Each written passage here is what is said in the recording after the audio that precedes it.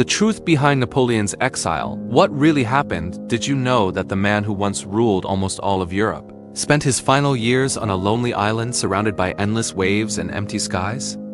Napoleon Bonaparte. The name itself feels larger than life. The general who rose from a small Corsican officer to emperor of France. The conqueror who reshaped Europe with sheer will. But his end was far from the grand halls of Paris or the thunder of the battlefield. It was quiet, distant, and filled with secrets that history still whispers about. Let's step back to where the story of his exile truly began.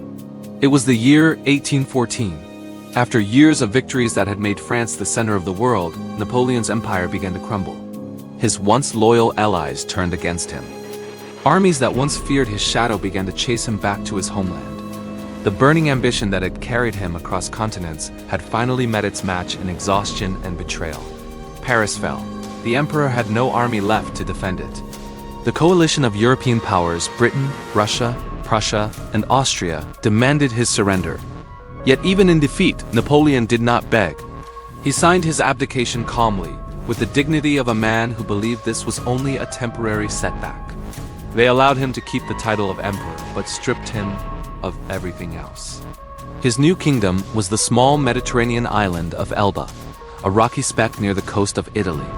Let's float over to that strange chapter of his life. Elba was not a prison in chains, yet it was still a cage. Napoleon arrived with a handful of followers, still dressed in their tattered uniforms. He was surrounded by blue waters and mountains that reminded him of Corsica, his birthplace. For a man who once commanded millions, ruling an island of barely 12,000 people must have felt like a cruel joke. But he did not waste time. He rebuilt roads, reformed the local government, organized small military drills as if preparing for some grand future. He treated the island as if it were a new France waiting to rise again. Meanwhile, in Paris, France had restored the Bourbon monarchy. King Louis XVIII now sat on the throne. But the French people were restless. They missed the days of glory. The veterans who had marched across Europe now lived in silence and hunger. And in their hearts, they still remembered their emperor. Word of this unrest reached Napoleon on Elba through secret letters. He knew that France's new rulers were weak and unpopular. The dream of power that had never left him began to stir again. In February 1815, he made his move. A single ship named Asterisk, in constant asterisk, carried him and about 1,000 loyal soldiers from Elba, back toward France. The sea was calm. The risk was enormous. If caught, he would be executed. But Napoleon thrived on impossible odds. When he landed near Cannes, he faced royal troops sent to arrest him. Instead of hiding, he walked toward them alone. He opened his coat and said, "Here I am. Kill your emperor if you wish." The soldiers did not fire. They shouted, "Vive l'empereur!" The miracle of his return had begun. From that moment, France rose in his favor once more. Village by village, regiment by regiment, men joined him again. In less than 20 days, he reached Paris. The king fled. Napoleon was emperor again. Europe trembled. But it was not to last. The world's great powers had gathered in Vienna to restore peace after his fall. His return threw them into chaos. They declared him an outlaw and mobilized their armies once more. The 100 Days had begun, a brief burning flash of Napoleon's final reign. He reorganized his army, rebuilt his pride, and marched once more toward destiny. Let's float over to the plains of Belgium. It was June 1815. The morning mist clung to the fields of Waterloo. Two armies stood facing each other. On one side, Napoleon. On the other, the Duke of Wellington and his allies, joined later by Prussia under Blücher. It was the battle that would decide the fate of Europe once and for all. Napoleon's confidence was as fierce as ever, but fate was cruel that day. Miscommunication, muddy fields, and late reinforcements turned victory into disaster. By nightfall, his empire was gone forever. He fled to Paris again, hoping to find support. But the government turned against him. They urged him to abdicate once more. This time there would be no small island nearby, no easy peace. He tried to escape to America, dreaming of starting anew. But British warships blocked every route. Surrounded and powerless, Napoleon surrendered himself to the British captain of HMS Bellerophon Asterisk, saying simply, "I come, like Themistocles, to throw myself upon the hospitality of the British people." He believed Britain would treat him as a guest. perhaps allow him a peaceful exile in some countryside estate. But the British government had other plans. They feared him more than ever. Even in defeat, his name still inspired revolutions. And so they chose a place from which he could never return. A place far beyond the reach of Europe's storms or sympathies. The Emperor in Exile, the lonely years on St. Helena.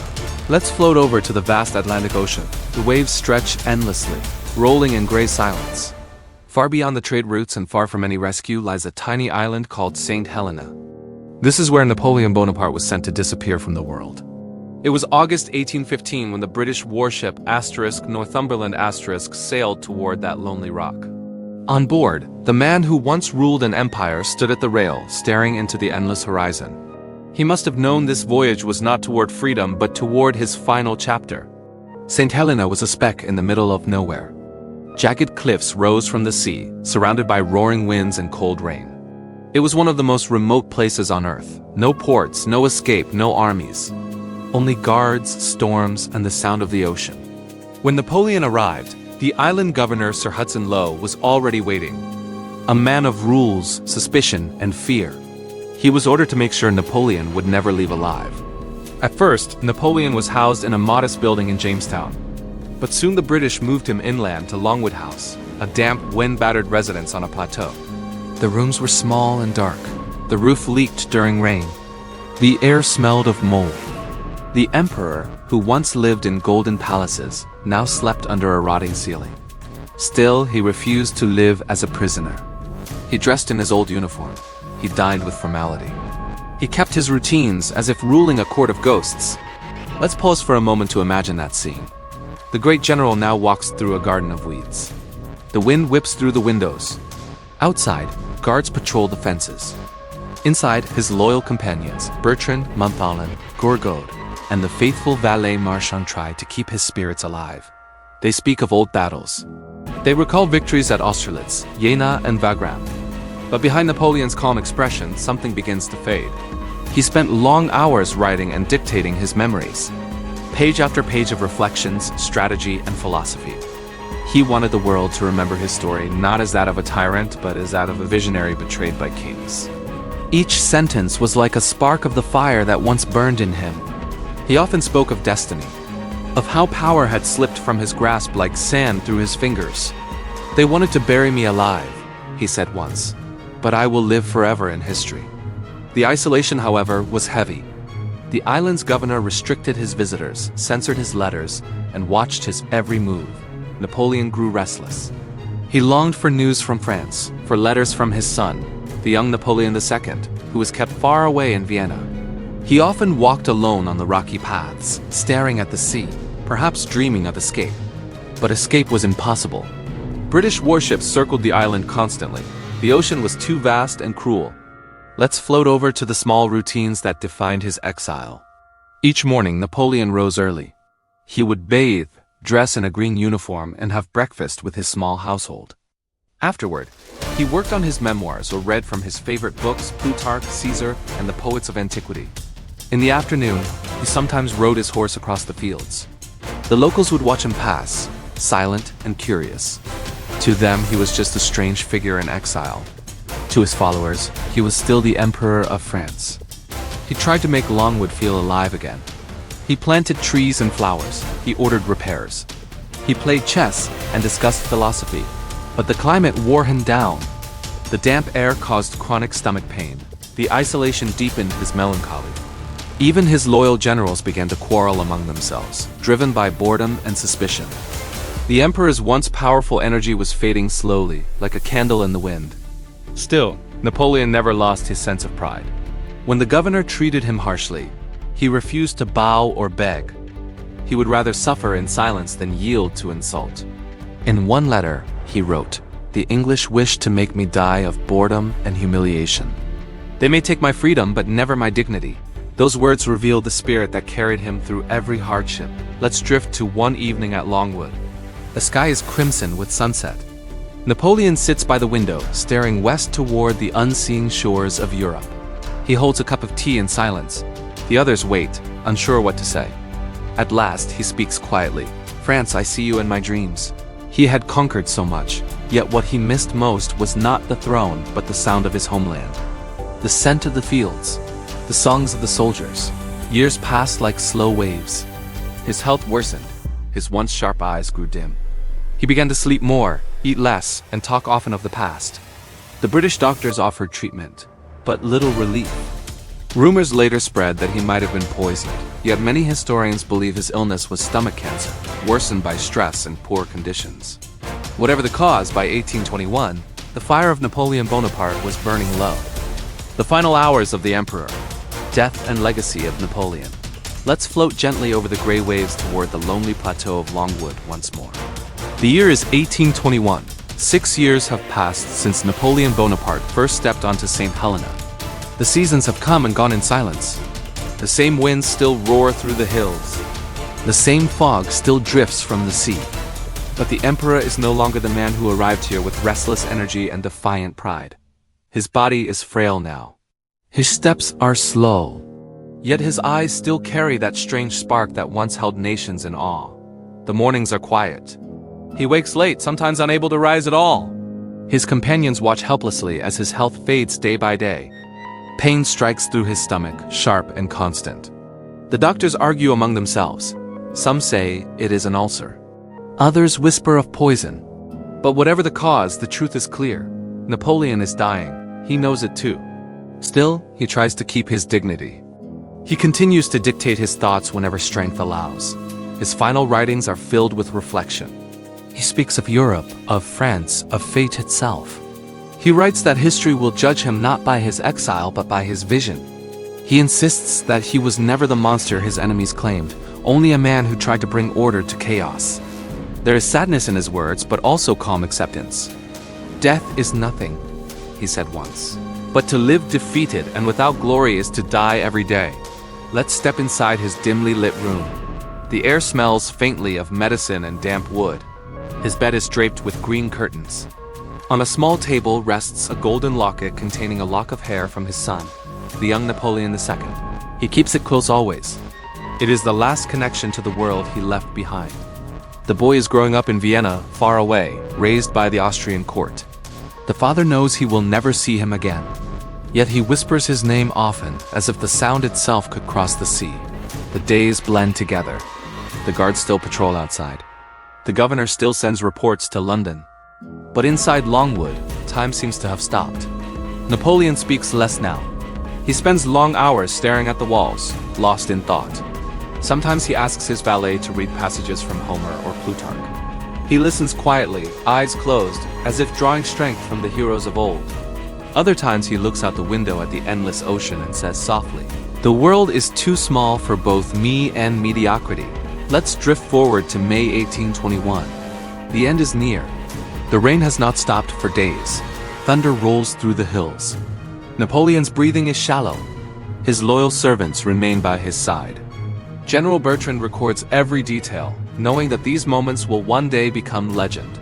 The emperor asks for his uniform to be prepared, the green coat of the chasseurs of the guard, the one he wore at his greatest victories.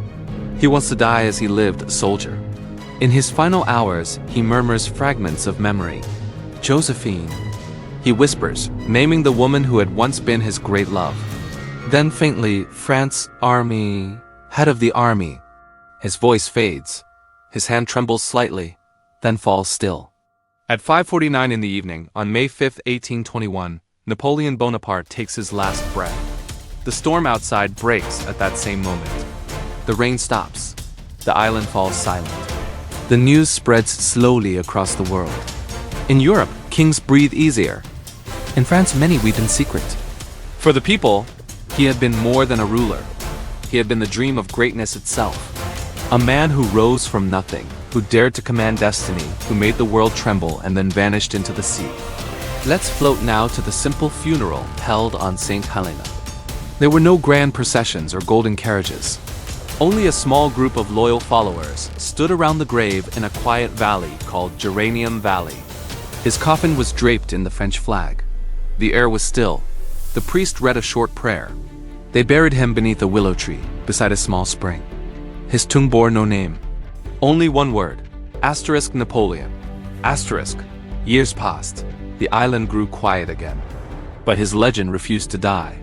Across Europe, people spoke of him in hushed tones. Artists painted his battles. Poets wrote of his rise and fall. And generations of soldiers whispered his name before marching into war. In 1840, almost 2 decades after his death, France finally brought him home. His body was exhumed and carried across the ocean in solemn ceremony. When the coffin reached Paris, hundreds of thousands lined the streets in silence.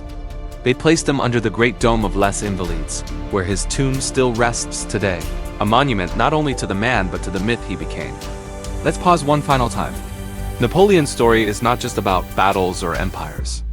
It is about the fragile distance between greatness and downfall, between glory and exile, between the heights of ambition and the quiet truth of mortality.